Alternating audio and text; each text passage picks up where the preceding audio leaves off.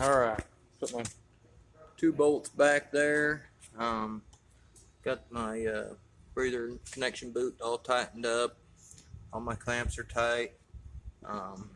Ready to put the gas tank on. And that'll be about it. And we got that piece, and that's all we got left. So let's get the gas tank on. Alright, got the tank back on. There's a couple 12mm bolts on both sides. This one does hook up your choke cable. So if you're working on this actual bike, don't forget that. Before you run this up, this cap will fall all the way down. You'll have hell. Use a zip tie. That'll keep it up there. And then you can put your little thingamajigger back on there and you won't have that big of a problem. Our last piece.